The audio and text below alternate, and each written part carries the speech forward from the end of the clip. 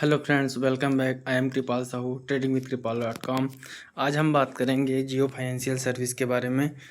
तो जैसे मैंने कल ट्वीट भी किया था, आप देख सकते हैं, मैंने कल ट्वीट किया था Jio financial service range bound strategy and V20 strategy.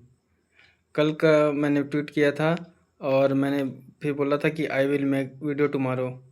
तो मैंने आज जैसे वीडियो बना रहा हूँ जियो फाइनेंशियल के बारे में। अगर आप मेरे को ट्विटर पे फॉलो नहीं करते हैं तो ट्विटर पे ज़रूर फॉलो करें। मेरा हैंडल है @द कृपाल साहू। सबसे पहले हम आज चार्ट पैटर्न देखते हैं, फिर बाकी चीज़ें भी समझेंगे। तो जियो फाइनेंशियल सर्विस में जो दो प्रकार का चार्ट पैटर्न बन रहा है, सबसे पहले यहाँ पे ये रेंज बाउंड बन रहा है। तो रेंज बाउंड में मैंने कल जैसे बताया था कि दो सपोर्ट और दो रेजिस्टेंस मिनिमम होने ही चाहिए, उससे ज़्यादा हो गया तो और अच्छा है। तो ये हो गया आपका सपोर्ट 1, ये हो गया रेजिस्टेंस 1, ये हो गया सपोर्ट 2, ये हो गया रेजिस्टेंस 2 और यहाँ पे सपोर्ट 3 बना है। तो सुनर लेटर यहाँ पे रेजिस्टेंस 3 भी बनता हुआ नज़र आ रहा है। तो सबसे पहले रेंज बाउंड का टारगेट देख लेते हैं, उसके बाद एक और स्ट्रेटेजी बारे V20, उसको भी हम डिस्कस करेंगे। जो रेंज बाउंड स्ट्रेटेजी बना है उसका देखते हैं। सबसे पहले ये यहाँ पे, फिर यहाँ पे गया, फिर सुनर लेटर ये सपोर्ट 3 के पास, रेजिस्टेंस 3 के पास जाएगा। तो इसका करेंट मार्केट प्राइस से टारगेट देख लेते हैं। करेंट प्राइस से इसका कितना टारगेट नज़र आता हुआ दिख रहा है। तो करेंट प्राइस से इसका टारगेट अभी 36.47% होता हुआ दिख रहा है। और एक और स्ट्रेटजी इसमें बन रहा है V20, उसको देख लेते हैं। V20 स्ट्रेटजी में लगातार ग्रीन कैंडल के साथ 20% या 20% से ज़्यादा का गेन होना चाहिए, बीच में रेड कैंडल नहीं होना चाहिए, तभी उसे ही V20 स्ट्रेटजी बोलते हैं। V20 स्ट्रेटजी में 20% से नीचे का गेन को नहीं लेंगे, 20% या 20% के अबोव करेंगे। तो यहाँ पे हम देखते हैं कि इसमें किस जगह पे 20% से ज़्यादा का गेन है। जैसे हम यहाँ पे देख लेते हैं, ये क्या 20% का गेन है एग्जैक्टली, ये 28% का गेन है। तो ये V20 स्ट्रेटेजी भी यहाँ पे लागू हो रहा है। तो V20 स्ट्रेटेजी का टारगेट करेंट मार्केट प्राइस से देख लेते हैं। करेंट प्राइस से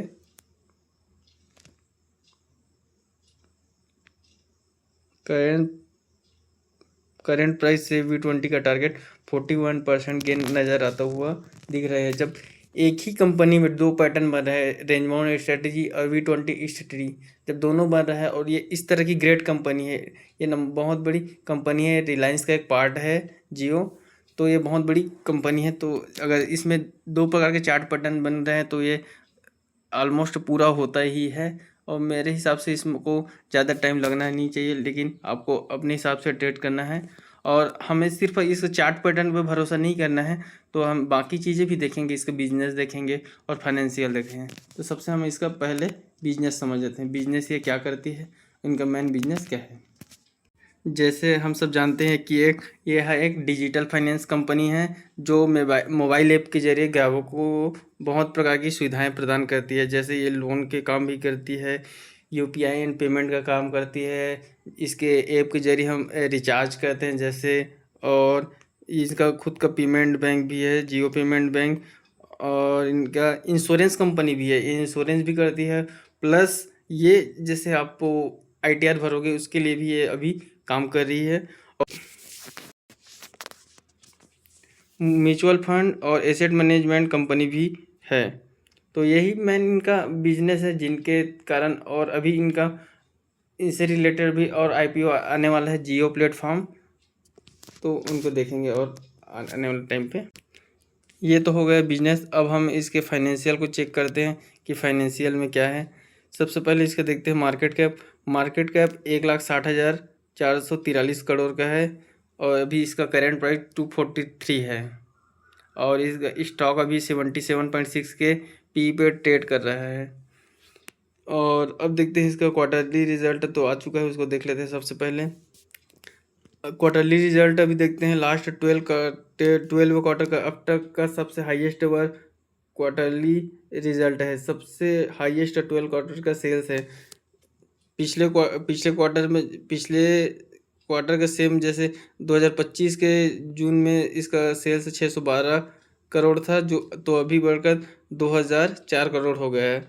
ऑलमोस्ट 3 टाइम्स सेल हुआ सेम क्वार्टर में, पिछले साल के सेम क्वार्टर को अभी देखते हैं तो। और पिछले क्वार्टर में सेल 1019 करोड़ था, जो अभी बढ़ के 2004 करोड़ हो गए। ऑलमोस्ट डबल हो गया है सेल पिछले क्वार्टर से। और उसके बाद देखते हैं operating profit margin. Operating profit margin अब तक का सबसे हाईएस्ट एवर है। पिछले क्वार्टर में इसका ऑपरेटिंग प्रॉफिट मार्जिन 605 करोड़ था, जो अभी बढ़कर 1397 करोड़ हो गए। ऑलमोस्ट डबल से ज़्यादा हो गया है। उसके बाद हम देखते हैं profit before tax. Profit before tax अब तक का सबसे highest ever profit before tax था। पिछले क्वार्टर में इसका 339 करोड़ था, अभी 970 है। और पिछले साल का इसके सेम क्वार्टर में देखते हैं तो, जैसे जून क्वार्टर में देखते हैं सेम, तो उस समय इसका क्या था, 419 करोड़ का प्रॉफिट बिफोर टैक्स था। प्रॉफिट आफ्टर टैक्स देखते हैं। प्रॉफिट आफ्टर टैक्स अभी अब तक का सबसे highest ever profit after tax है। पिछले क्वार्टर में 272 करोड़ का प्रॉफिट था, जो अभी बढ़कर 830 करोड़ हो गया है। तो अर्निंग पर शेयर भी अभी सबसे highest ever earning per share है। अब देखते हैं profit and loss statement. Sales 2023 में 45 करोड़ का सेल था, वो अभी बढ़कर 4905 करोड़ का हो गया। 3 ईयर में ऑलमोस्ट 100x हो गया सेल, सिर्फ 3 ईयर में। और उसके बाद ऑपरेटिंग प्रॉफिट मार्जिन भी देखते हैं, 39 करोड़ से 32, ऑलमोस्ट 8 टाइम हो गया ऑपरेटिंग प्रॉफिट मार्जिन। उसके बाद देखते हैं प्रॉफिट बिफोर टैक्स है, जो 2023 में इसका प्रॉफिट बिफोर टैक्स 49 करोड़ था, अभी बढ़ के 2462 करोड़ हो गया। और पिछले साल 1912 करोड़ था। और profit after tax net profit अभी है, पिछले साल इसका 1561 करोड़ का था प्रॉफिट, और अभी टीटीएम लगभग अभी सिर्फ एक ही क्वार्टर का 2462 करोड़ है। इसी साल के 26 में, मतलब पिछले साल 25 से 26 के बीच इसका प्रॉफिट 1912 करोड़ था, लेकिन अभी एक ही क्वार्टर में इसका रिजल्ट प्रॉफिट है 2462 करोड़। अब उसके बाद हम देखते हैं, उसके बाद हम बैलेंस शीट देखते हैं। तो इक्विटी कैपिटल जो 2 करोड़ से स्टार्ट हुआ था, अभी बढ़कर 6353 करोड़ का हो गया है। और रिजर्व जो 2023 में 1,14,118 करोड़ का था, वो अभी बढ़कर 1,27,500 करोड़ का हो गया। ये जो इसका डेप्थ है अभी 21,768 करोड़ दिख रहा है, जो पिछले साल इसका डेप्ट था 3,970। इन्होंने इसी साल बोरिंग ली है, देखिए शॉर्ट टर्म में बोरिंग ही है 21,768 करोड़। लॉन्ग टर्म बोरिंग कुछ नहीं है, अभी इसी क्वार्टर में लिया गया है, जरूर इनका कोई एक्सपांसन का प्लान होगा। और फिक्स एसेट जो कंपनी जब स्टार्ट हुए थे 158 करोड़ का था, वो अभी बढ़कर 418 करोड़ का हो गया है। कंपनी CWIP भी कर रही है 13 करोड़ का। और इनका इन्वेस्टमेंट भी है 1,33,089 करोड़ का। तो सारी चीज़ें हाईएस्ट, इनका सेल्स हाईएस्ट एवर है, इनका ईयरली TTM भी हाईएस्ट एवर है, बोरिंग ना के बराबर है। इनका फिक्स एसेट लगातार बढ़ रहा है, ये लगातार ग्रोइंग होने वाली कंपनी है। तो मुझे तो कोई डाउट नहीं है इस कंपनी को।